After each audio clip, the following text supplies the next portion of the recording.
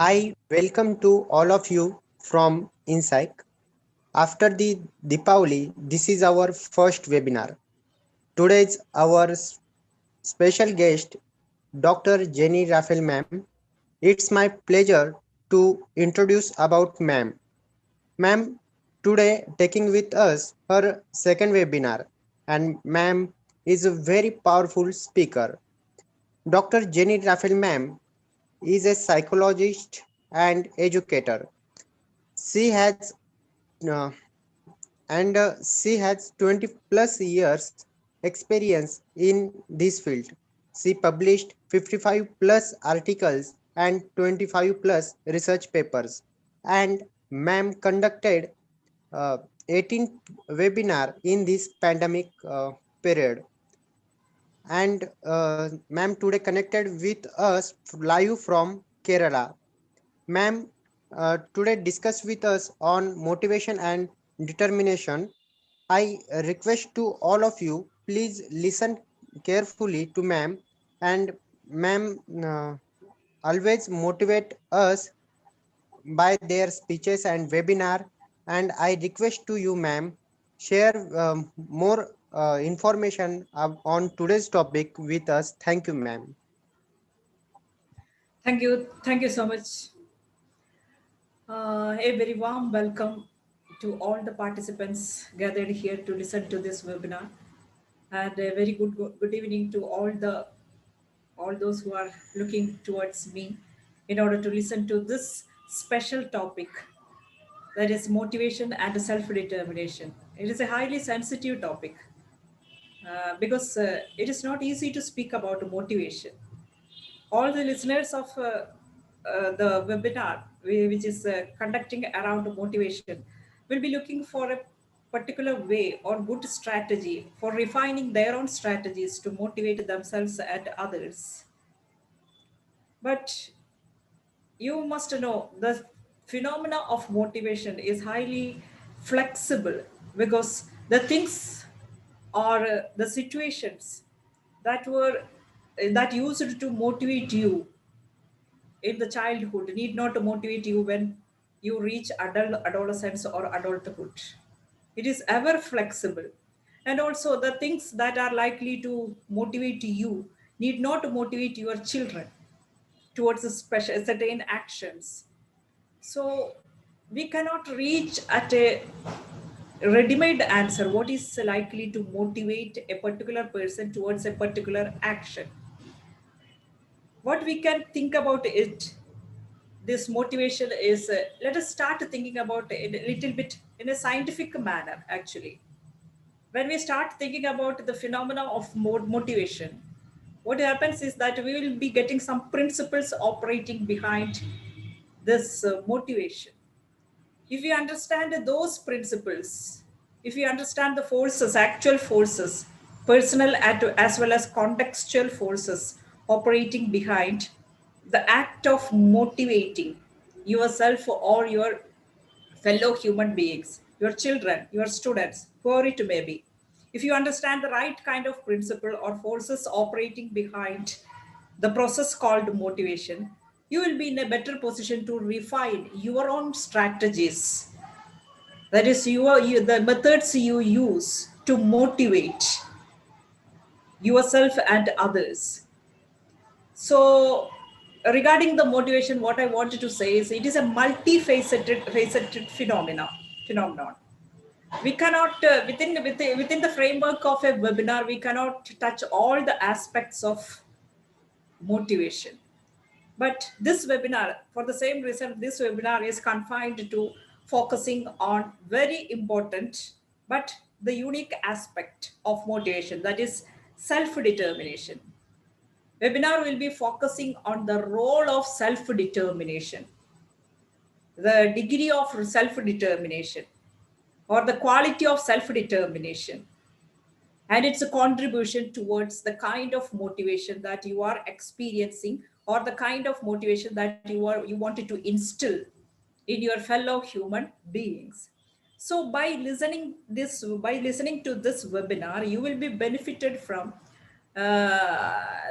benefited by getting the fundamental principle, actual principle, or the actual forces or dynamics and their dynamics operating behind motivation. So, my first requirement to the audience present here is to stay tuned to the webinar from the beginning to the end.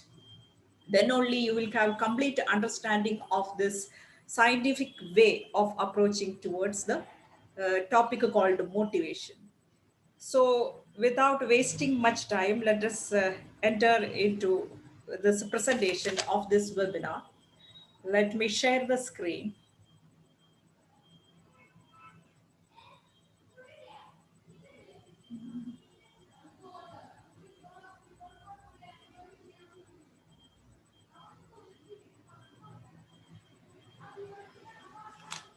You see, self-determination and motivation. How self-determination determines the kind of motivation or degree of motivation that you are feeling in your life or you are experiencing in your life.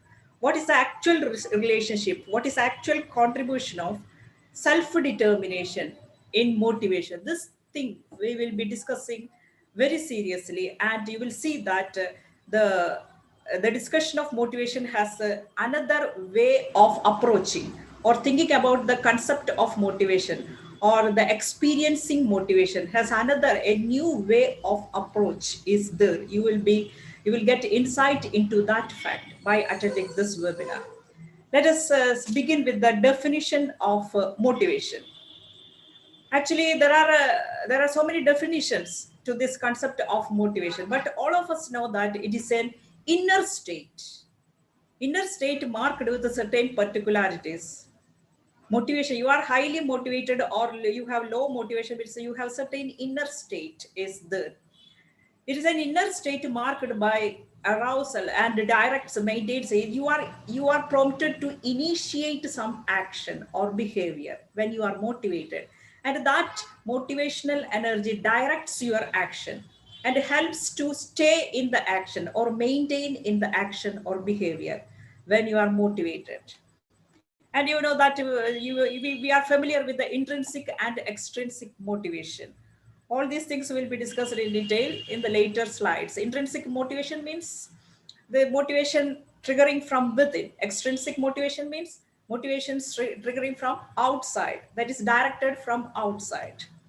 All these things, I think, locus of causality, that is who is the origin of motivation, that is locus of what is the origin of motivation or why you are motivated.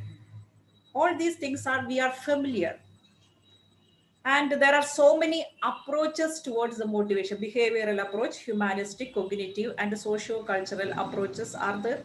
All these approaches have something to give you, that is something to provide you in order to refine your strategies, or in order to suggest. All these approaches have some suggestions. If you do these things, or if you approach the situations, or if you approach the tasks in such and such a manner, you will be highly motivated. Or these are the things that motivate you. These are the personal factors, these are the contextual factors that directs you when you are motivated. All this explanation has been given in this along these angles, that is behavioral, humanities, cognitive, and socio-cultural. Anyway, there is something common to all these approaches. That is, all of us know that motivation is a cognitive and affective force. It operates like a force. It provides some urge, or it prompts us in order to enter into that action, initiate the action, remain in the action, sustain the action, or direct the action, and we engage in that action actually. And it operates, this motivational force operates like a somewhat psychological drive means it is a force that you cannot neglect or you cannot avoid. You can't help but engage in that action, because it acts like a drive. You are automatically motivated, you have to execute the action somehow. In other words, it acts like a force inside you.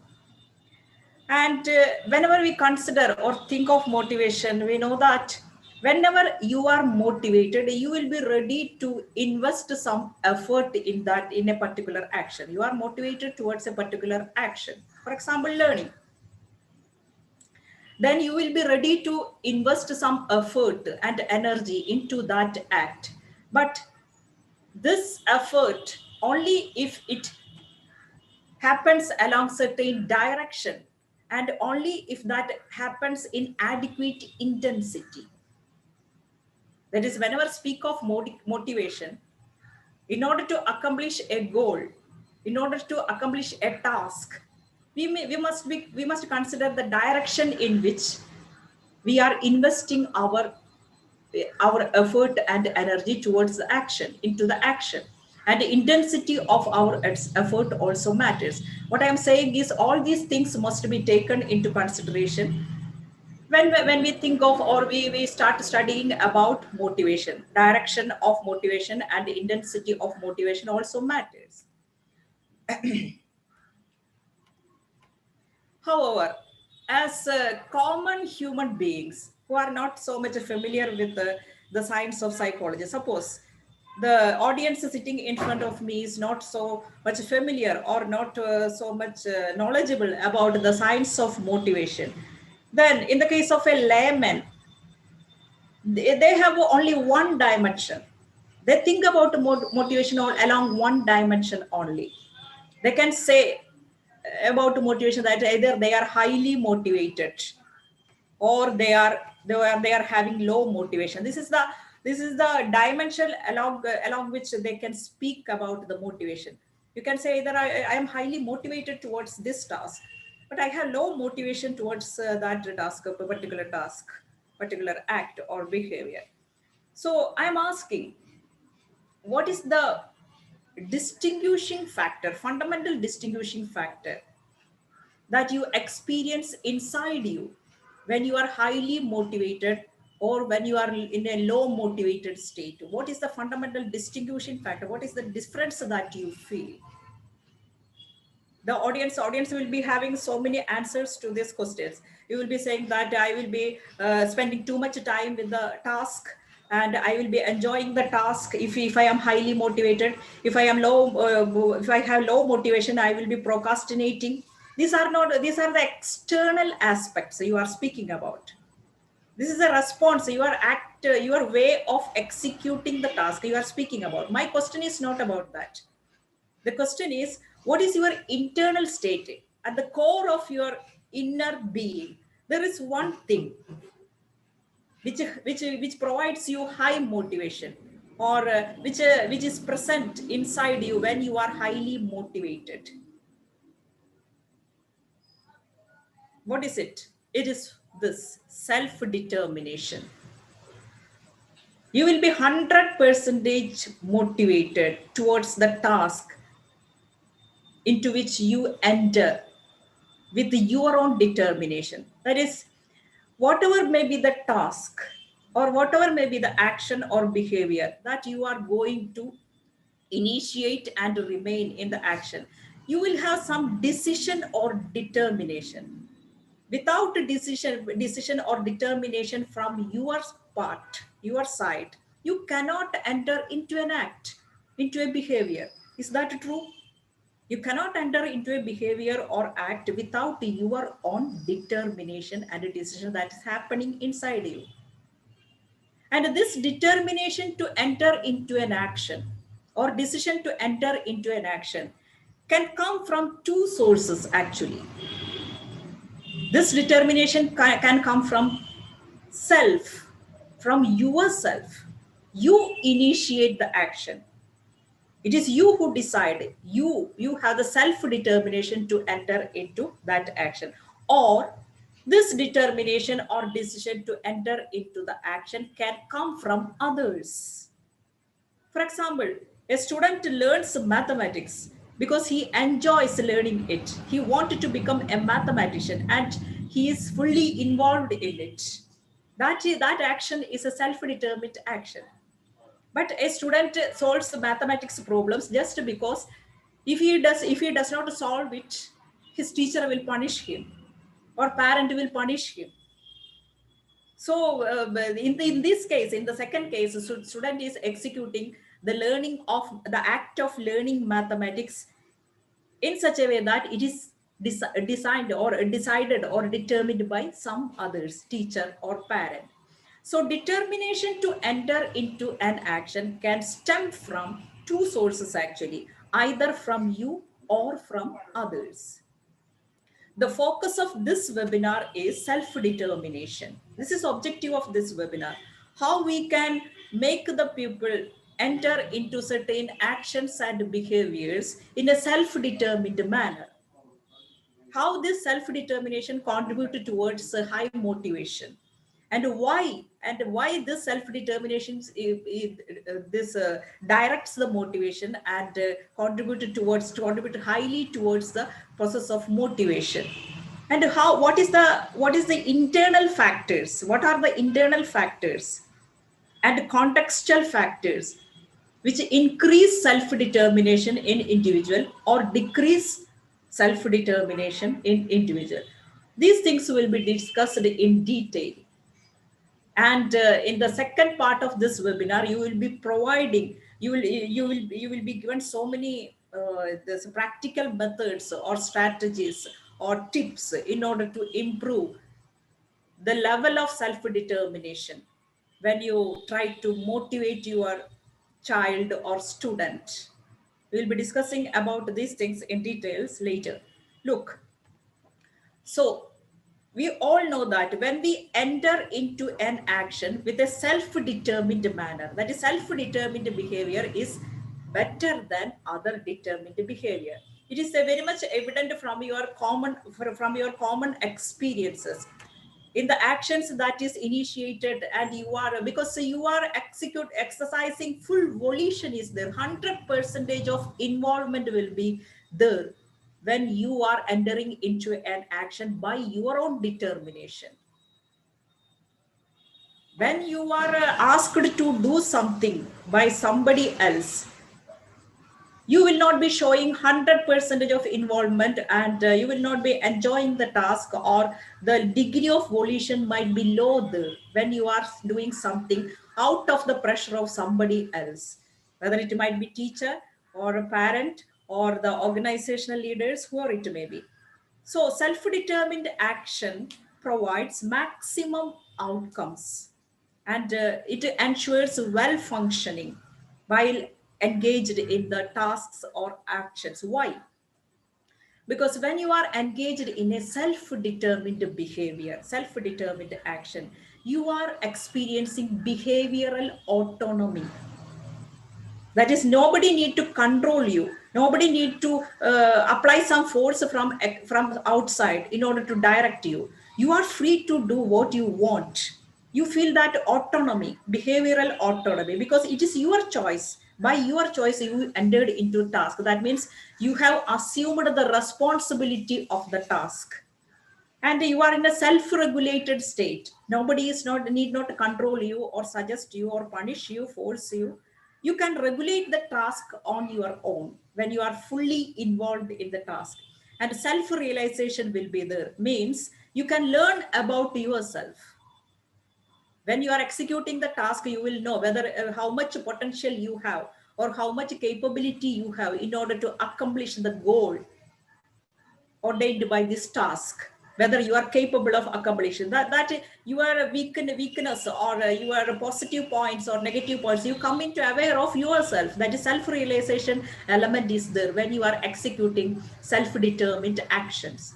And there is definitely there is psychological empowerment, because whenever you are doing a problem, whenever you are or solving a problem on your own without help, without any help, you are self determined to accomplish it or solve it, and without any help, without much adequate help, without much help from others, you somehow accomplish the task. Means that it is a empowering, psychologically empowering experience actually. But the same experience you need not get while engaged in the actions or behaviors suggested or pressurized or forced from other people. And you see that when you are engaged in self-determined behavior, your core self, means your self-esteem, your self-concept, and your self-image, whatever may be the content of your self, get strengthened.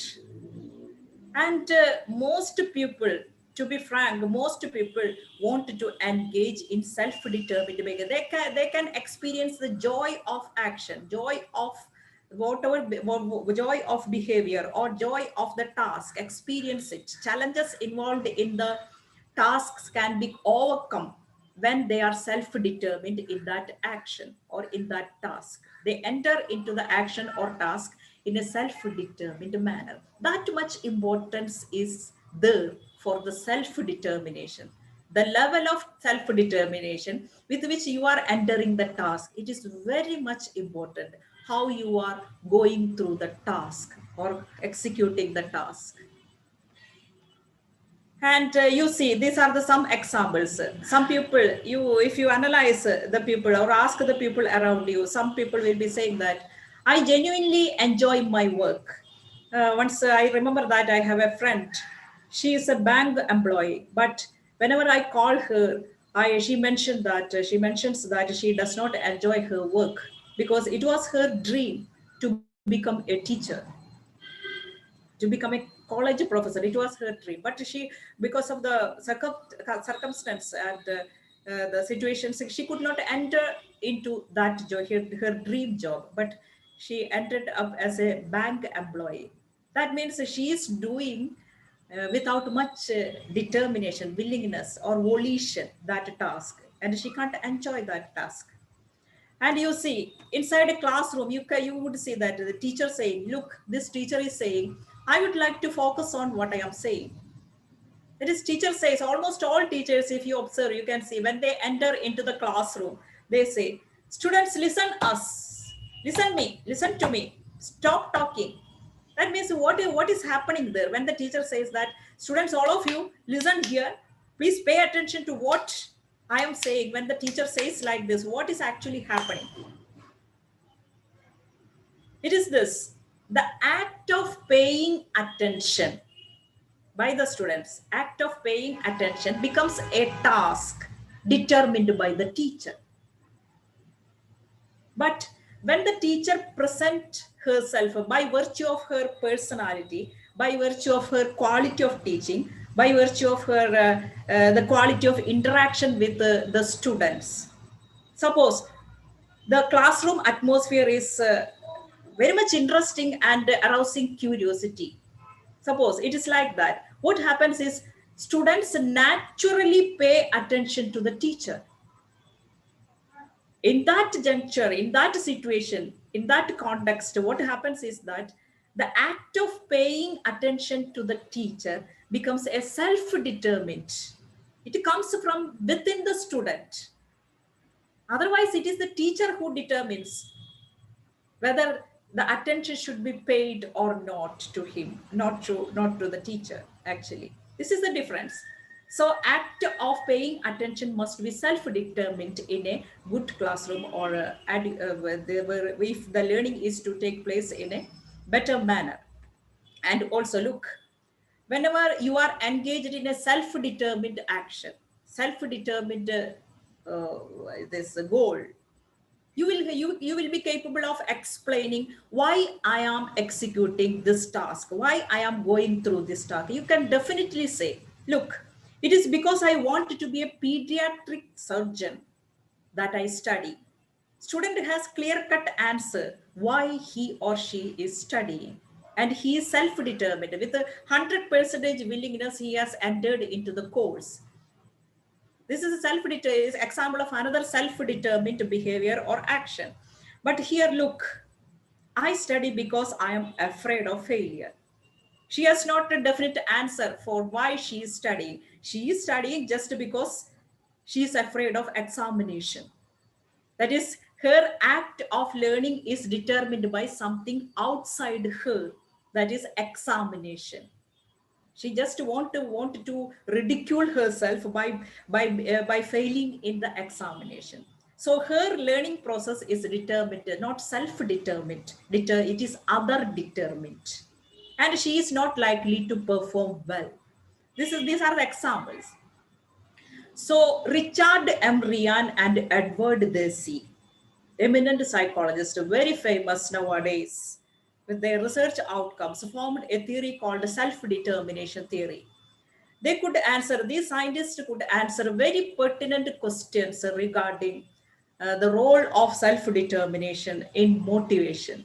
And you must understand it if you are very much serious about motivating yourself or your students or children or your employees, whoever it may be. You must understand the role of self-determination. They could answer these pertinent questions, very important questions like this: why people are self-determined towards certain actions. People are self-determined certain. Your child, you just observe him. He might be full involvement. He will be showing full self-determination while he is playing this mobile games. No, he self in a self-determined manner. He enters into that task, that activity. We cannot call it as task. That activity, but he will not be showing that much self determination in learning physics, learning chemistry, learning mathematics. So the question is this: why people are self determined towards certain actions but they are not so self determined towards other actions?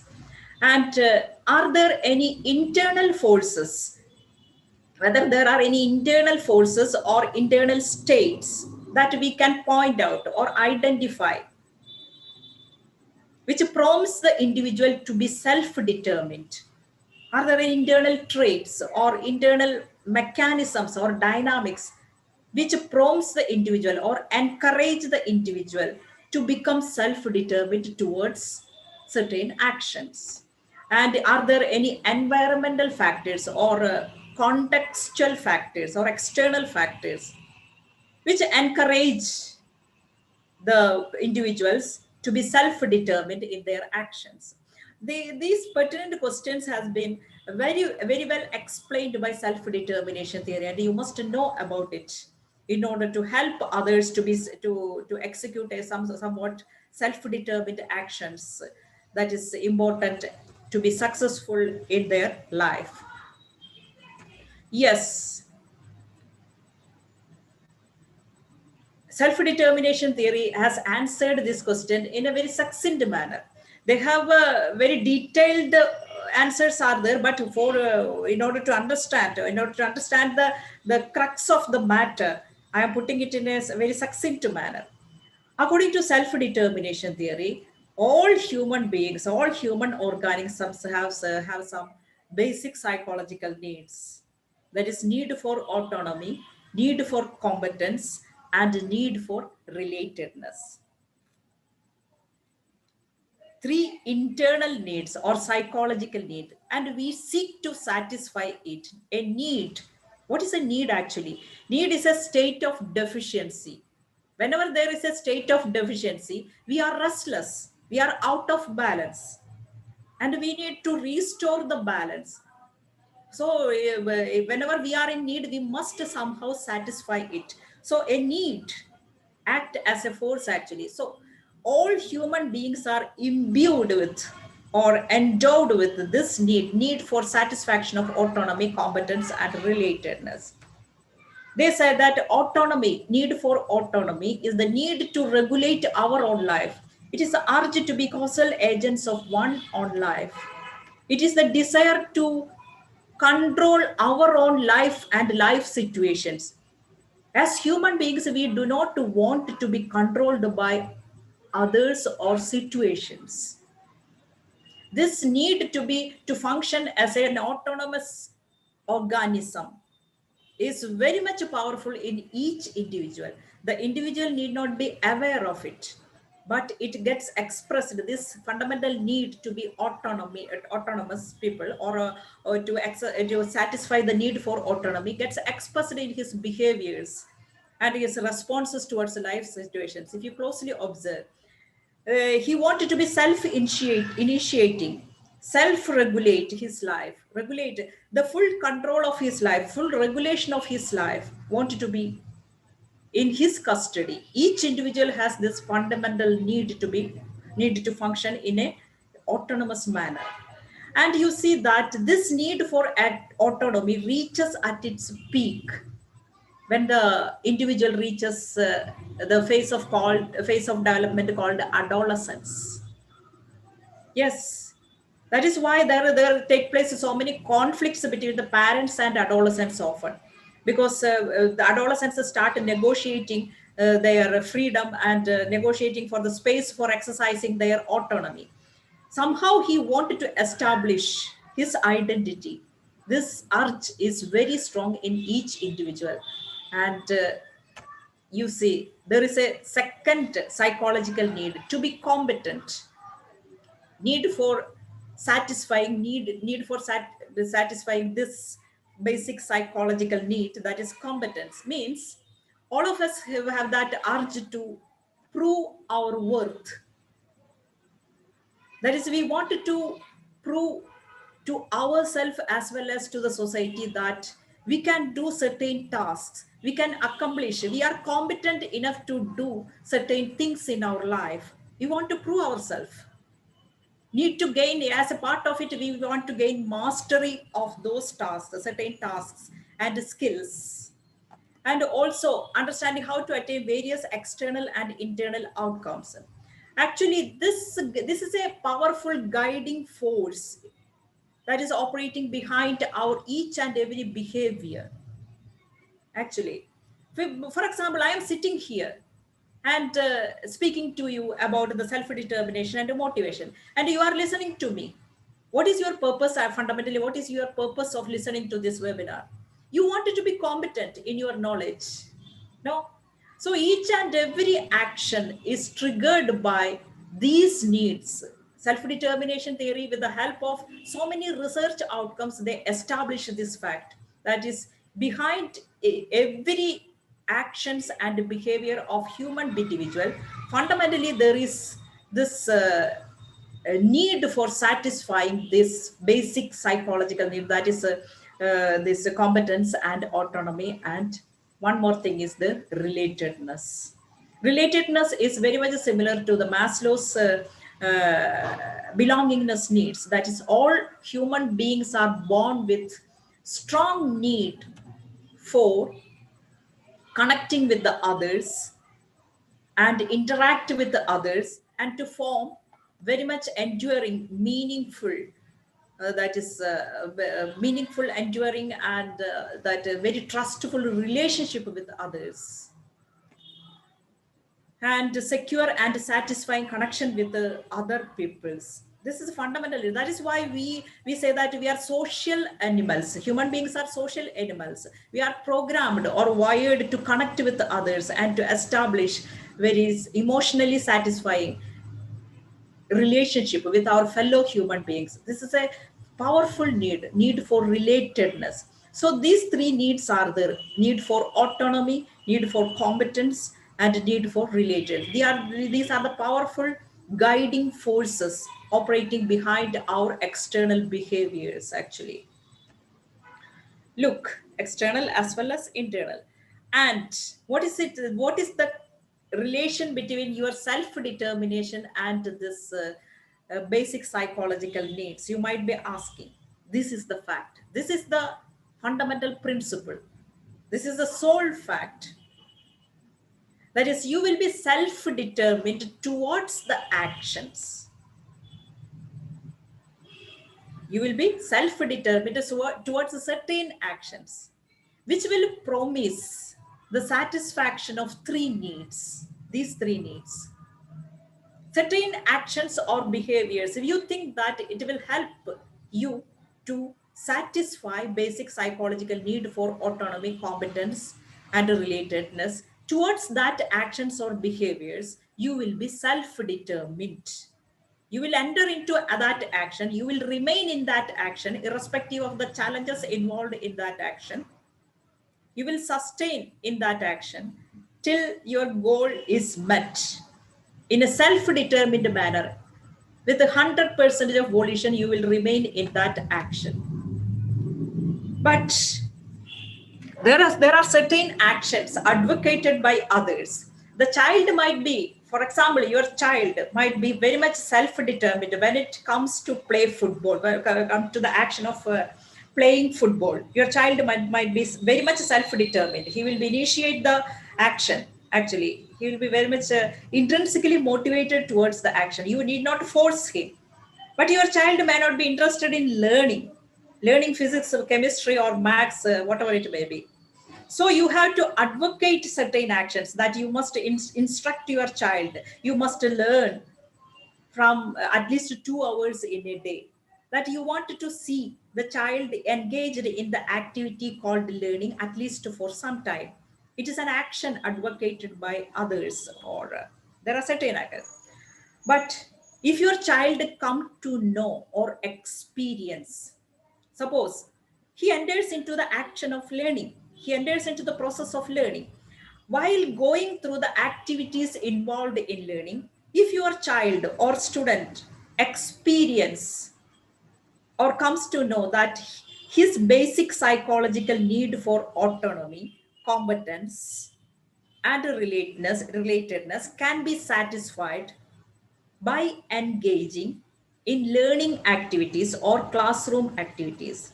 Suppose he comes to know or experience this fact, there is higher likelihood, that is higher chance for him to develop self-determination. He will be gradually or eventually developing this self-determination. At first, he will not be having any self determination, inclination to enter into the act of learning in a self determined manner.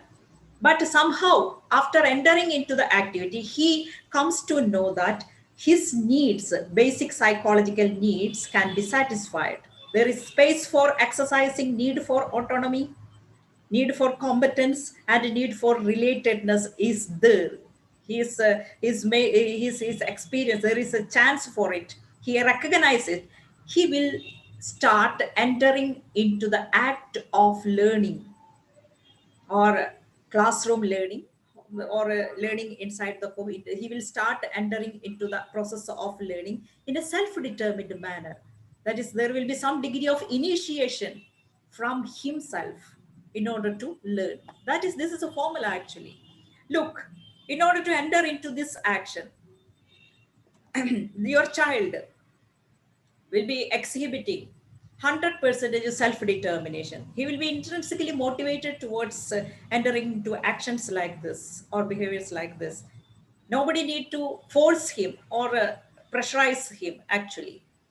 But you see, you need not be self-determined towards certain actions. Your child, you will not be self-determined towards actions like this. When it comes to learning, your child might be like this. The child is not self-determined actually, do not find any interest. But the fact is, self-determination to engage in action, in an action, may develop gradually. By what? If there is right influence of external forces, who are the persons who are giving, who are providing external force towards the child in order to learn properly, from the teacher, from the parent. Actually, these people influencing the child, those that right influence, external forces, or the influence of the external forces is taking place in a right manner, the child may grow or develop some self-determination towards this action of learning, act of learning. That is, in other words, the teacher is capable of creating a classroom environment. Suppose your teacher is capable of creating a classroom environment in which a child's need for autonomy, need for competence, and need for relatedness is satisfied while walking through the learning activities. Suppose there is a situation like this, the child will automatically or gradually develop some degree of self-determination towards classroom learning. This is the principle active behind it. So you might be acting. What is this right influence? What is meant by this right influence? It is this. It is very simple. The right influence, that is external motivation that you provide, is said to be happening in a right manner. We can say that it is happening in a right manner if your external motivation strategies are not hurting his basic psychological need satisfaction for autonomy, competence, and relatedness. That's all. It's simple. We will be explaining it in the coming slides. So there is always a dilemma of motivation, we can say. Motivation, the concept of motivation is always trapped in a dilemma. Look, intrinsic motivation. Individuals have towards some actions, as I mentioned earlier, you can see that towards certain actions, individuals are intrinsically motivated. Some people might be intrinsically motivated towards gardening, and when you explore the hobbies of individuals, you can see that the people are intrinsically motivated towards their hobbies. But we cannot live only by executing those actions or engaging in those actions towards which we are intrinsically motivated. We have to do some actions. We have to enter into some actions towards which we are not really motivated. We are not motivated. For example, I will say that learning itself. Student have to learn if you want to be a successful human being in future. If he wanted to enjoy life in future, he has to enter into some tasks or actions which is not so intrinsically motivating to him. That is external motivation, extrinsic motivation or external motivation will be there and must be there in order to shape a full human being or full-fledged human being. The role of external motivation we cannot deny. And you can see that parents use external motivation in order to discipline the child, in order to help the child to learn, in order to make to develop some discipline inside the child. And also teachers cannot work as teachers without making use of external motivational strategies. And you, of course, leaders of organizations rely on external motivation strategies in order to ensure the engagement, full engagement of their employees. And society altogether have some rules, regulations, and instructions are there. All these people have to make use of external motivation strategies in order to develop or lead an individual into a successful human being. That is, when we are, although we are using external motivation strategies, what we wish is they will be capable of generating some degree of self-determination towards these actions. The parent is motivating, giving some external motivation for the child to learn properly, for the child to get up early, for the child to execute some tasks, or to move along the day, or walk through the day in a disciplined manner, to have some, to develop some attitudes, positive attitudes, to develop some moral attitudes or moral behavior. Parents are giving external motivations. What they expect, these parents expect from the child is to be self-determined. Self-determined manner, he must be able to execute these tasks, learning, disciplining himself. This is expectation. We wish that they engage in these activities in an as if they are intrinsically motivated. We want to develop some degree of self-determination in our children, in our students, towards these actions. So the thing is, what we can do is, parents and teachers can do one thing. They can closely observe their children or students engaged in activities. You can see that a child, when he is engaged in activities which is intrinsically motivated, for example, you just observe the student or your child engaged in mobile game playing. You can identify some personal and contextual factors Or when you observe your child very much interested in the act of gardening, suppose, if you closely observe that, you can identify some personal and contextual factors which help him to initiate the action and remain in the action. And also you see, what you can do as teachers and parents are ensure those factors, the factors you identified with the help of your right kind of observation, you can try to make sure that these factors and conditions are present in your environment while you encourage your child or your student to do some tasks. I will explain about it later. That is, self-determination theory nicely explains how you can execute it or implement it. And the actual secret behind the motivation has been revealed by the self-determination theory. So this is one of the most famous theories of motivation, that is self-determination theory. Look, as we mentioned regarding the basic psychological needs, it is essential. Basic psychological need satisfaction is essential to your children's growth, integrity, and wellness. You are not aware, most of us are not aware of importance of basic psychological need satisfaction. Because look, this basic psychological need, it is a universally acting phenomenon. That is, it is not special to a particular culture or particular state, or it is not like that. If you are a human being, you are subjected to the influence of these basic psychological needs, and you have to satisfy it if you want to enjoy well-being and well-functioning in your life. But you need not be aware of the basic psychological needs operating within you.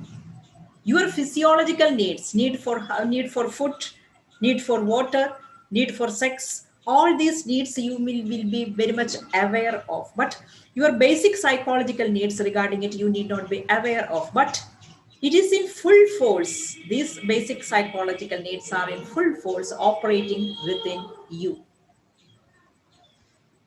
And it acts, you know, that these things, nutrients, are very much essential for your physiological fitness. But self-determination theory or basic psychological need theory says that if your need for autonomy, competence, and relatedness are not properly satisfied, your psychological mechanism, your psyche, is likely to go out of balance. It is a fact. It is a proved fact with the help of research findings. And there are so many concrete evidences are there. That is, if these three psychological needs are not properly satisfied, you may go out of balance in such a way that you may even land in psychopathology. You may land in a pathological level if these needs are not properly satisfied. And you might be familiar with the concept of homeostasis. That is, if there are some deficiencies, so for example, deficiency of water in our system, there is a mechanism called homeostasis well established in our body. That is, our body go out of balance, and we start frantically searching for water, because we wanted to reinstate or reestablish the lost balance. So our all energy of our system, entire system, will be focused towards water. You will be frantically involved in searching for the water, and once you drink the water, you reinstate the lost balance and you reach at a comfortable state. This homeostasis mechanism is very much true for psychological situations. That is, when you are when your psychological needs are not properly met, your psychological homeostasis is come into operation, and you will be go out of balance. There is no doubt for it, but you need not be aware of it, what is happening inside you. You will need the help of a counselor or psychologist or psychiatrist to make you aware what is happening inside you. Anyway, you have to restore the balance, and all your energy will be getting focused towards the end of satisfying those needs. For example, there is a home environment in which a child is not getting adequate love, care, and concern from his parents or his caretakers. Once this child reaches the school, what he will be looking for? He will be looking for love, concern, and all that. And he will be frantically involving or making a relationship with his classmates, and he will be always restless, and he will not have energy to focus or focus on this physics, chemistry, maths, whatever the subject teacher is giving him or teaching him, because all his energy is, all his psychic energy or psychological mechanism is imbalanced, and he is everywhere he is looking for the satisfaction of his need for love, security, and concern. That is, psychological imbalance will be there. And mental well-being and this you are well functioning in your area of work will be negatively impacted once the if the psychological needs are not properly met. And this is another fact which has been established very well by the research findings conducted in the area of self-determination, that if there is adequate satisfaction of autonomy, competence, and relatedness in you, by the virtue of the circumstance and social context you are involved in, you are lucky that your need for autonomy and competence relatedness are satisfied properly, means you will show volitional engagement in actions. Self-determined actions will be there, and your performance will be high level of performance, and you will be experiencing vitality and happiness in your life, and you will be mentally healthy compared to others.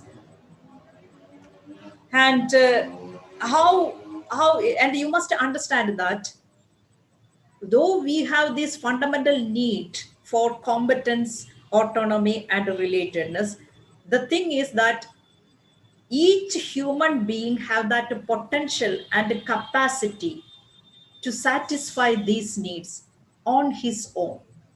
The basic potential or capacity or ability to satisfy these basic psychological needs and to become a full-fledged human being, nurture himself or flourish in the life, the everything is packed inside us. We are born with that potential to satisfy our needs and flourish in life. But we can satisfy these psychological needs if you closely observe the nature of this need, that is need for autonomy, competence, and relatedness. If you study closely these needs, you can see that you cannot satisfy these needs without the help of the society, without the help of members in your home, without the help of your classroom fellows, without the help of your fellow human beings who are working with you, you can never satisfy these psychological needs. That is, social environment has great role in satisfying your psychological needs.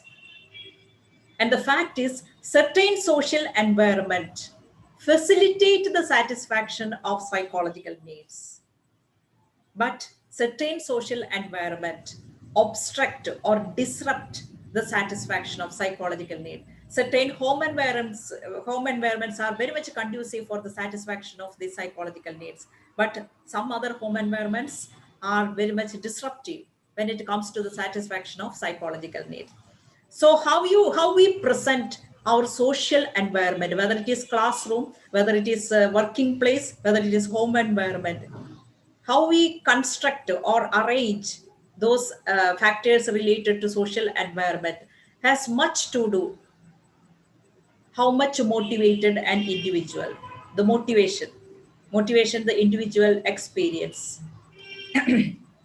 If social environment sets whatever be the environment, whether it is classroom, whether it is working place, if social environments satisfy need for autonomy, competence, and relatedness, you can expect individuals who are self-determined towards actions that are relevant to their life. That is, autonomy, free choice will be there, and competence, feel capable of acting autonomously. Competence gives the individuals the feeling that they are capable of doing certain things. And relatedness, they feel a sense of belongingness, oneness with their fellow human beings. If social environments are capable of giving this, they become self-determined towards the action of their choice as well as the action that is necessary in their life. So the secret behind the major secret or unique secret, we can say that the behind the intrinsic motivation or high level of self-determination is psychological need satisfaction.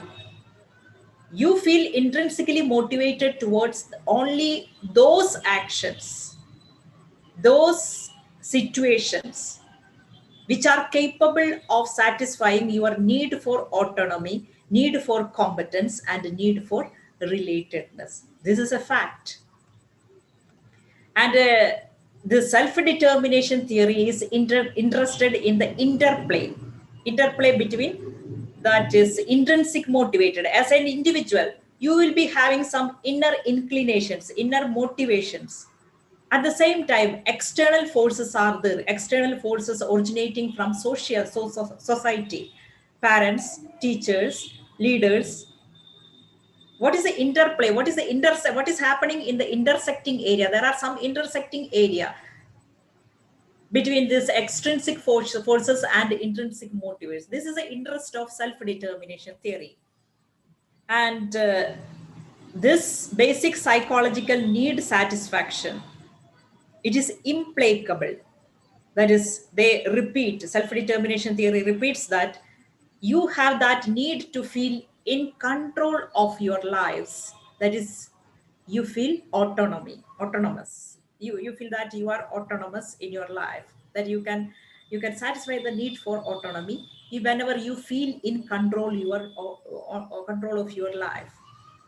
And you feel, or you can satisfy the need for competence when you feel that you are effective in dealing with the environment, and when you have meaningful enduring relationship, you enjoy relatedness. And this is a research outcome, that is satisfaction of these three basic psychological needs which I mentioned just before.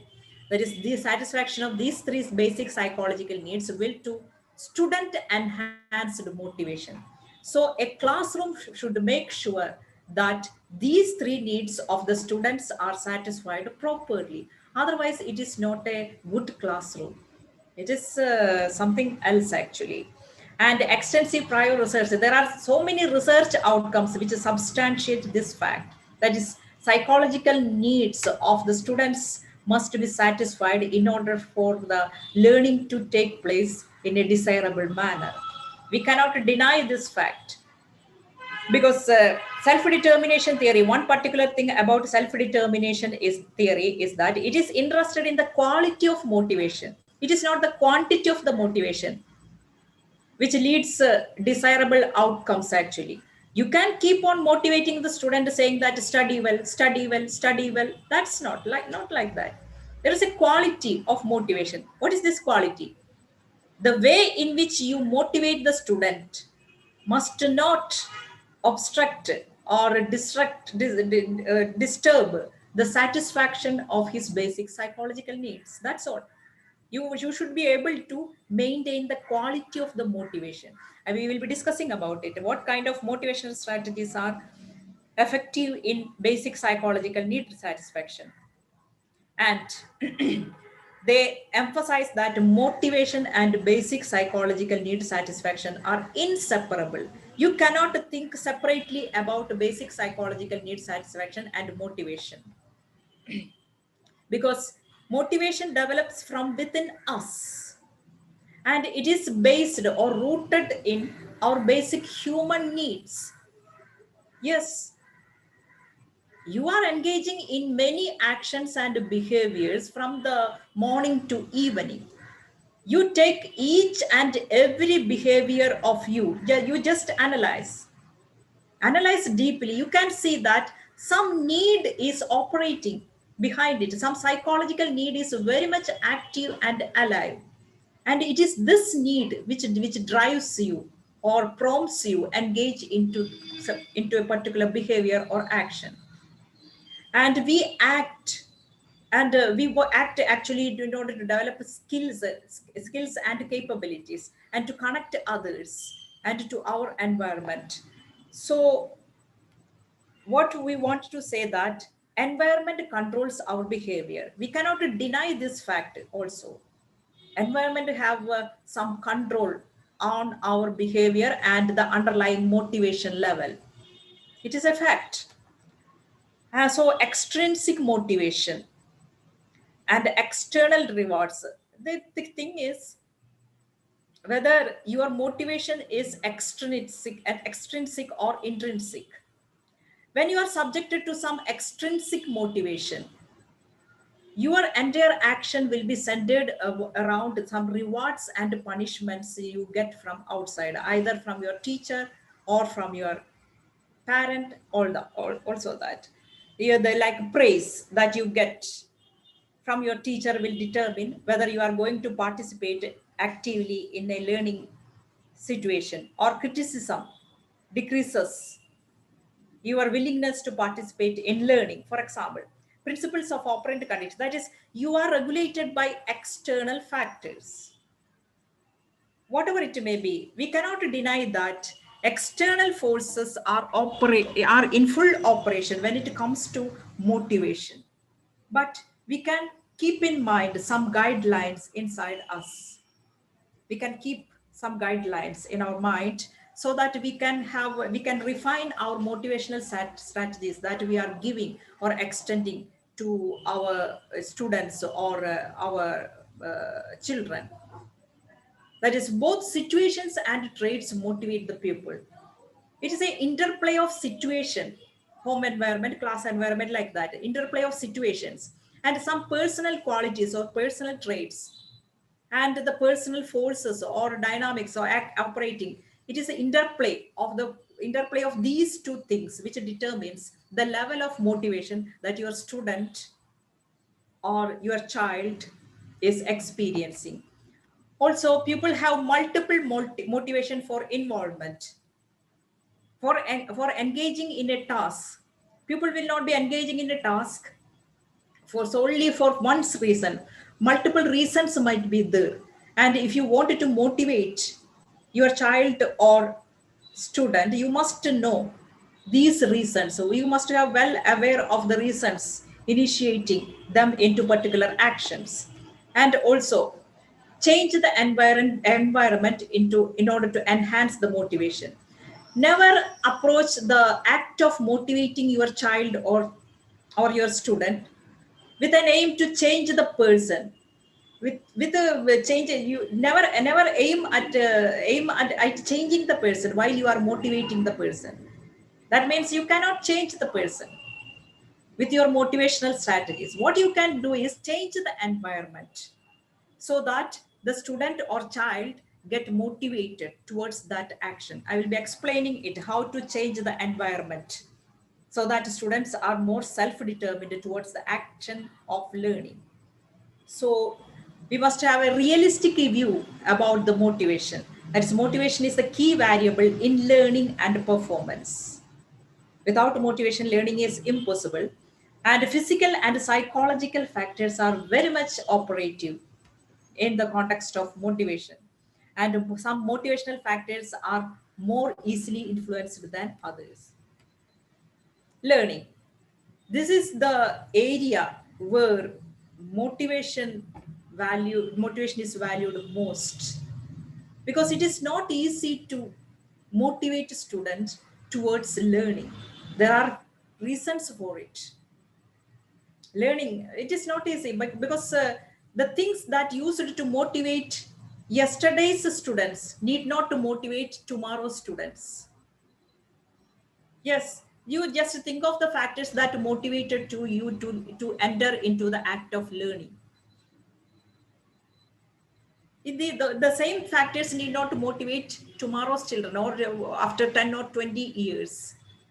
So what is the role of motivation and self-determination in the area of learning is very much pertinent. Let us enter into that discussion. This is a final part of this webinar, and you see that you need not confine this the lessons that you get here in the last part of this webinar, that is how to motivate students. You can generalize into other areas also. If you are an organizational leader, you can apply the lessons that you learn here in your organization also. If you are a you are a householder also, you can apply. Look, there is a negative fact about learning. We must acknowledge it and we must agree with it. That is, it is this: no student is motivated. We have no motivated intrinsic motivation.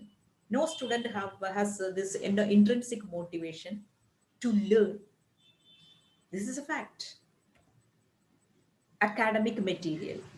They might be having some intrinsic motivation to learn music, learn football, learn how to play mobile game. All this might be there. But in order to learn maths, physics, chemistry, no student is intrinsically motivated.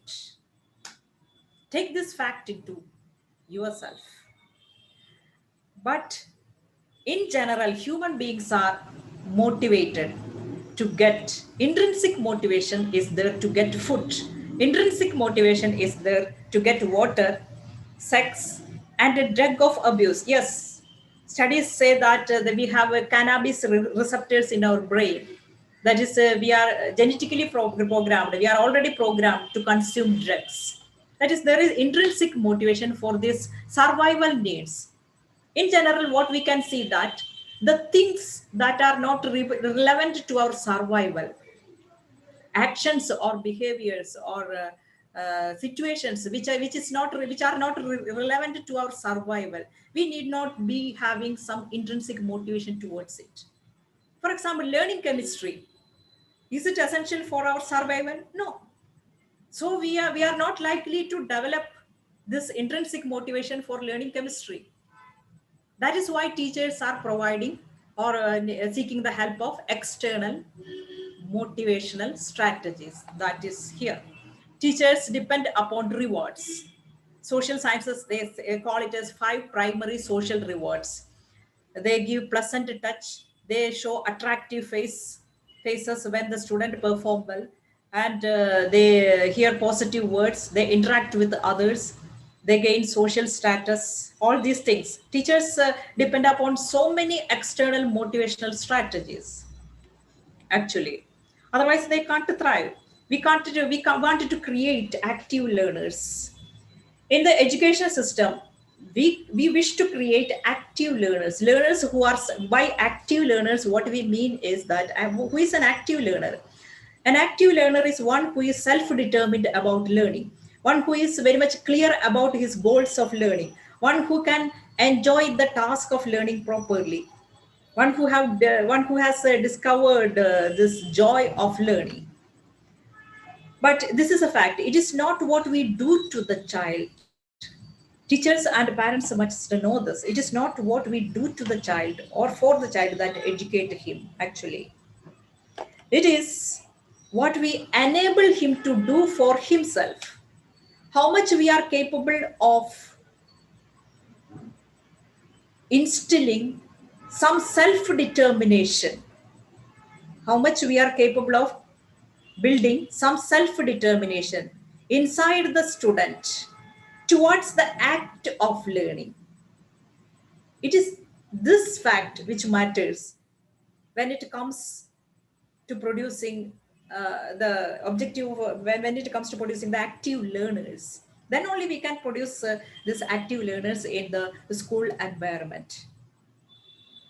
Okay, that is, importance of self-determination is there. That is, your learning activities that is happening inside your classroom, inside your home, or inside your school environment must be capable of instilling some sort of self-determination, that is volition or willingness from the part of the student to engage in the task called learning. Otherwise, learning will not take place properly. That is, motivate students to better motivate students to learn at educational level. Self-determination has identified ways Self-determination theory is putting forward some ways to increase the self-determination of students towards learning, toward the act of learning, towards the process of learning. Actually, there are some key findings made by Desi and Rian. That is, students' perception of teacher-student relationship quality. The kind of relationship that student shares or teacher shares with the student, the quality of the relationship that teacher extends towards the student matters very much, whether they are going to be interested or self-determined towards the process of learning. And also the other thing is mediative, that is the ability of the teacher to make the student feel that he is competent. The teacher must be capable of creating situations inside the classroom in which a student experience competence, that is his need for competence is satisfied. These are the key findings. And also they say that inside a classroom you can see three blocks on the left side of this figure. Inside the classroom, it is a teacher student relationship. The quality of the teacher student relationship has the power to satisfy students need for relatedness, actually, not autonomy. So quality relationship that is happening with the help of right kind of interaction between the teacher and the students has a power to feed this but most pertinent psychological need for relatedness. In the same manner, the perceived competence which teacher creates or helps the child to create in himself, perceived competence, the child must feel competent enough while walking through the learning experience, learning activities happening inside the classroom. And there must be enough space for exercising his autonomy. He must be given choices. He must be allowed to explore the learning situations. He must be express his own ideas, feelings while going through the learning activities or learning process. There must be enough space to exercise his autonomy so that his psychological needs are properly satisfied in the classroom means his cognitive, affective, and behavioral performance. Cognitive, affective, and behavioral performance will be very high. And you see, the student will engage in self-regulation. Actually, the kind of motivation you give may result in external regulation. Parents and teachers motivate the student, no, in order to learn.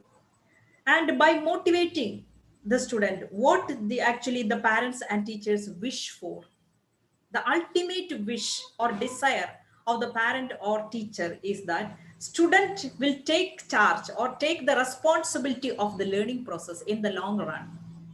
Gradually he will learn how to enter into the learning process in a self-determined manner. It is their aim or their wish of parents and teachers. And they give external motivation in such a way that in order to meet that aim, in the long run, he will learn, he will understand the value, he will accept the value of learning, the process called learning, and start learning, and will take the act or a process of learning seriously. But this kind of external motivation that teachers and parents are giving, whether it is resulting in external regulation or internal regulation, this is a question. That is, your motivation, kind of motivation you give may result in external regulation or internal regulation. That is, external regulation result in compliance. Student will be executing the task, student will be doing the homework that you give, student will be learning the part that you ask him to learn, the content that you ask him to learn. But he will be doing this for the rewards that you give or out of fear of punishment that you may give. Like this. That means his action of learning or process of learning that is he is going through is regulated by something outside him. That is the success of motivation that we provide as teachers and parents, provide the success of motivational strategies that we use in order to motivate students and children. We can say that it has become successful if they start regulating the activity of learning from within. That is internal, the motivation, the process of motivating result in internal regulation. That is here, if you the kind of motivation that you provide the students and parents ends in such a way that they start to valuing the act of learning. They agree with your instructions or your strategies or your limit setting processes. They agree, they come into agreement with your requirements. They accept goals of learning as their own. They move from compliance to self regulation and compliance with the instructor. That is, they accept that the learning process is very much important, and they start to give providing value or start valuing the act, and they start regulating the process from within. That is the facilitating internalization. In order to facilitate that internal regulation or internalization, while you provide external motivation, there must be enough space for satisfying his need for relatedness, and he must feel connected to the person who is giving external motivation. And you know that his need for belongingness, his need to connect with others, his need to socialize, because learning is fundamentally is a social act. You must execute, you must incorporate that social situations into learning. That is group projects which should be there, sharing of tasks should be there, optimal challenges should be there, self efficacy, and he must feel competent at each level of learning.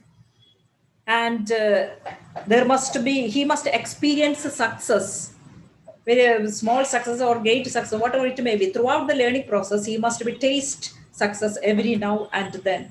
Avoid early failures. Then there are four sources of intrinsic motivation.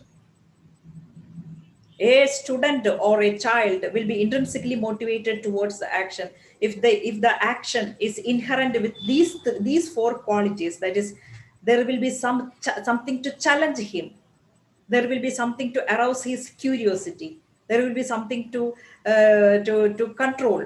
He will be able to control something. That is, he can exercise his autonomy. That is, he can exercise, or he can make use of or apply his imagination or fantasy. These four elements are there in learning situations or contexts. We can expect intrinsic motivation from the students. Observe this: students are engaged in mobile games or this computer games, and you can, for sure, these four things are there in the activity. Challenge will be there. They are very much curious, it is evident from their face. They are in control of the situation, no? And there is enough space for exercising their imagination and fantasy. The question is whether you can create the same elements in the classroom situations or home environment. Then you can have you can initiate adequate amount of self-determination in your students or children towards the act of learning. Students experience competence. There are some conditions in your, there will be some conditions in which students start experiencing competence. You know, there should be some element of challenge in the task or learning activity for the student to experience a competence. If the task or activity, learning activity, is very easy, suppose a student is solving a very easy mathematics problem. After solving it, he need not feel competent. But if there is some amount of difficulty is involved in the task, we call it as optimal challenge. The challenging element should be in such a way that student must be capable of overcoming that challenge and come out successfully. So challenging element is a must in order to feel competent. And also the kind of feedback that parents and teachers give matters most his in order to construct or in order to develop a certain attitude towards the tasks which are challenging. And these things must be taken care of if you wanted to develop a sense of competence in the students in the classroom ambience or in the environment of home actually.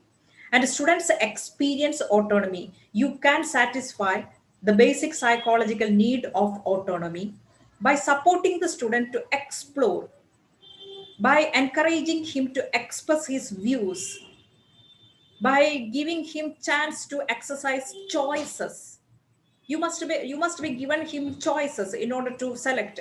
In the classroom environment, you must seek his opinion about the classroom activities, which activity should be conducted, or when should we arrange the examination. What is your opinion? You must participate in several decision making situations, and must be ample space for exercising his initiative capacities, so that he will get that enough space for exercising autonomy.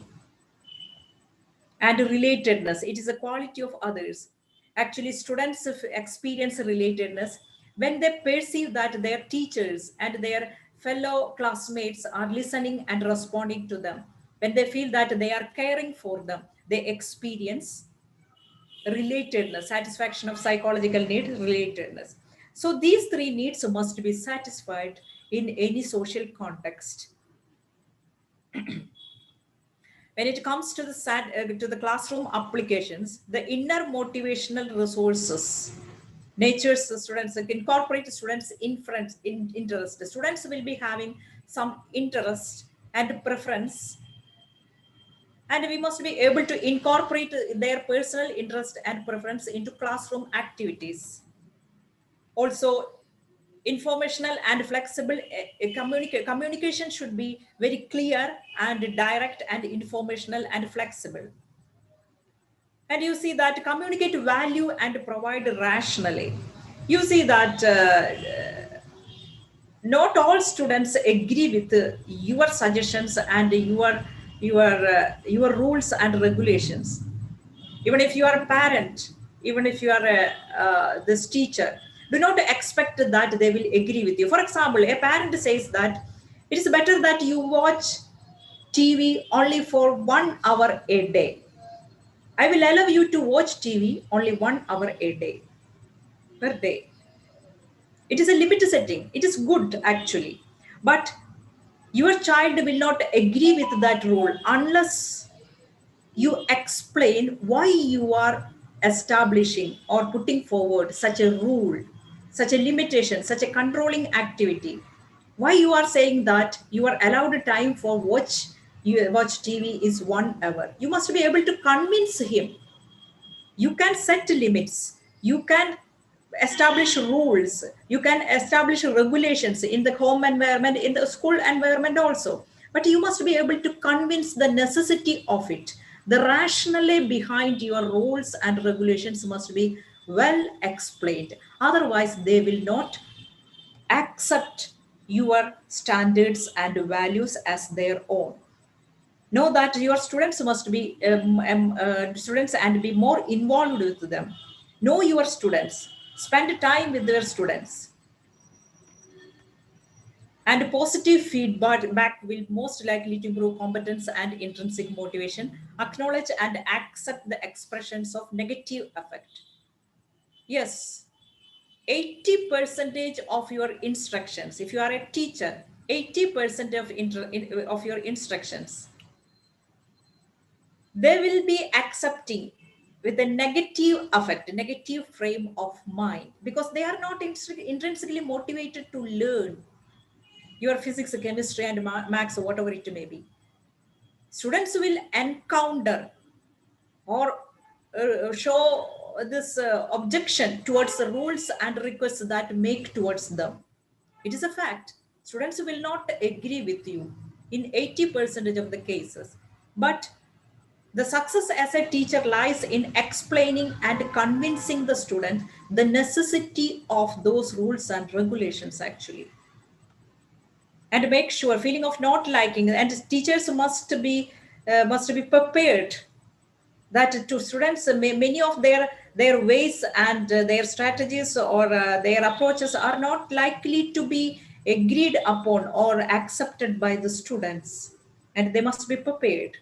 And there are some learner centered principles. What and how much learned is influenced by learner's motivation. It is a learner's motivation, the fundamental factor when it comes to learning. If there is no motivation, learning will not take place. And all of us know that. But motivation to learn is influenced by emotional states, beliefs, interests, goals, and habits. You must know that emotional state, actually, learning is an emotional activity. Emotion, not only an intellectual activity. Many teachers consider learning as an intellectual activity, and they never attend to the emotional state or whether student is stressed or happy or whether they have any goals or dreams about learning or habits of thinking. They do not attend to the emotional states or beliefs or of the students. But learning is not solely an intellectual process. Emotional state of the student is very much important whether to learning take place or not. Their goals and habits of thinking also intrinsic motivation to learn. And you know that motivation to learn is not a separate force. Learners creativity, if you are capable of, by virtue of your teaching, if you are capable of inviting creativity from the you are implementing creativity in the learning process, so that his students creative impulses are triggered, and his there is enough space for exercising his higher order thinking, all these things, and instilling his curiosity, triggering curiosity. If your teaching methods are capable of activating these things, we can for sure it will contribute towards the motivation of the learner. And optimal level of novelty, difficulty, relevant to personal interests must be there. And you know that certain complex tasks, very much sophisticated tasks, requires extended learner effort. That means too much. There are certain learning programs. For example, we wish our child to become doctors and engineers. But that learning activity, that process of becoming a doctor or engineer requires too much effort and guidance and practice. For that, this will for that 100% of willingness and self-determination from the part of the student is needed actually.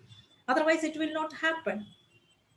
So your expectation about your child or your student must be in must be compatible with the students or your child's motivational level of self determination to learn or walk along the path of learning a particular learning program.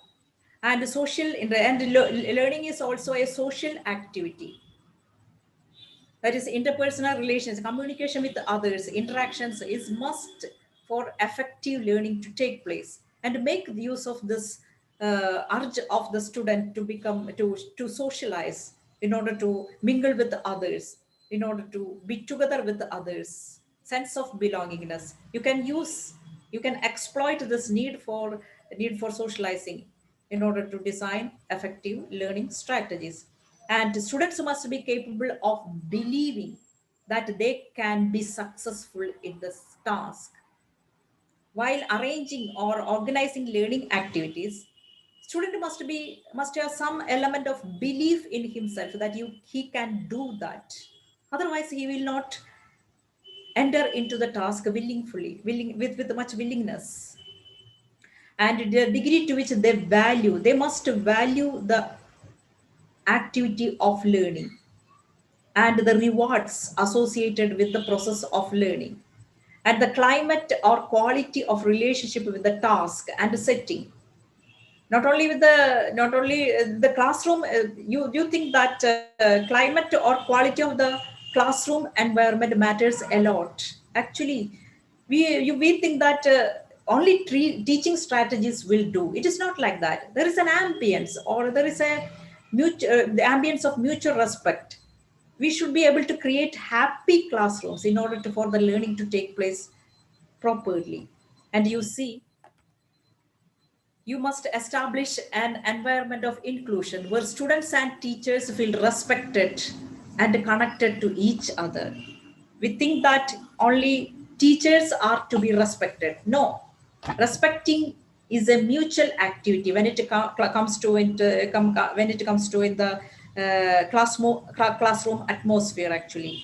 And you must be able to develop an attitude, favorable attitude, positive attitude towards the this act of learning, and enhance meaning, and competence should be there. And these things also, which we have already described earlier, is very much important. There is not much time to explain this. Warm caring relationship is needed. Responding effectively matters. It is in many situations, it is a feedback or the way in which we respond to the actions and behaviors of our students or children, which determines their further attitude towards the actions, towards those actions. So we must be able to respond to the situations or the activities involved by the students effectively. Means that we must be aware of the learning style of the students and respond accordingly. And rewards not always make desirable impact on learning, because you see that rewards always, when what happens when rewards stop, reward when the a student who is learning for some rewards or external rewards or praises or tangible rewards that he get, once the reward stops, he will lose interest in the act of learning. Rewards are unrealistic. Rewards will never, he will miss the value of learning or joy of learning actually. So rewards have a negative effects actually. It has the power to decrease the motivation. Reward system will be is in full effect. It is this. These two boys, one boy plays the football with this cup in mind, reward in mind. Other boy enjoys the act. He is fully involved in that act. You cannot expect full involvement from the first student, because he is controlled by, his actions are all controlled by the reward, something external, something happening outside him. But in the case of second student, his entire energy is directed towards his inner joy or excitement that he feels while executing the action. That is, he is intrinsically motivated, the other boy is extrinsically motivated. What happens when your student is extrinsically motivated, or you use rewards, praises in order to motivate the student? They miss the value of learning. They miss that opportunity to enjoy the process of learning. They miss to discover the joy of learning actually.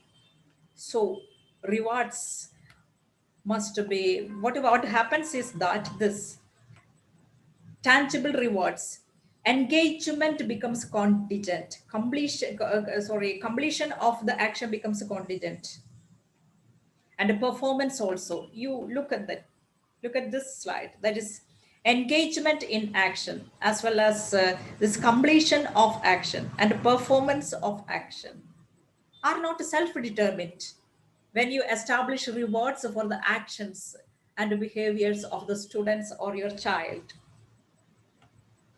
It is it becomes reward determined. Hence there will be low level of self-determination or volition, hence no low motivation. So they attribute their hard work to something external, they miss the value of the activity. Reward motivation connection needs to be redefined in the collective intellects of teaching community. This is the final message that I wanted to give you. And I think that I have crossed the time limit. It's 1.5 hours. That is why I went through the slides quickly. And I think that I can explain. If any questions are there, you can ask.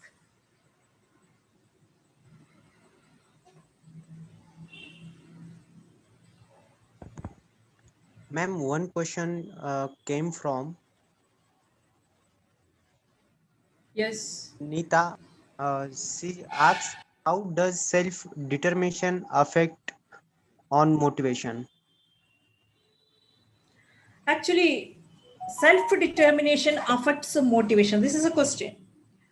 What is a motivation? Motivation is a definition of motivation is like this. It is a reason. It is a reason to enter into an action. You are capable of explaining the reason to yourself. It is because of this I enter into an action. It motivates you. This self determination means I think that I explained in the previous slides how this self-determination is connected to motivation. Means there are two kinds of actions, which is determined by you, which is not determined by you. Tell me, if you are engaging in action by your will, it is your choice. I wanted to drink this cup of coffee because I am thirsty and I want to drink this cup. It is my determination, but I'm not at all thirsty. Suppose that your motivation to when I am not thirsty, suppose, and somebody else pressurize me to drink a coffee. In these two contexts, I am asking you, my motivation to drink coffee, in which action it will be high? In the first case itself, no, because I am thirsty and I wanted to drink the coffee means I will be enjoying the task. I will be take the cup of coffee and I will enjoy the act of drinking coffee because full self determination, I am determined here. But somebody else pressurize me to drink coffee. You just drink coffee, you are a guest here, you just start, please you must drink a coffee, though you do not want this coffee you drink. Yes, are you going to enjoy the task, or are you actually motivated to drink that coffee? No, it is this. It is the degree of self determination, whether the action is determined by you or not. This is a question. If it is determined by you, you will be motivated towards it. Okay, I think it is clear to you.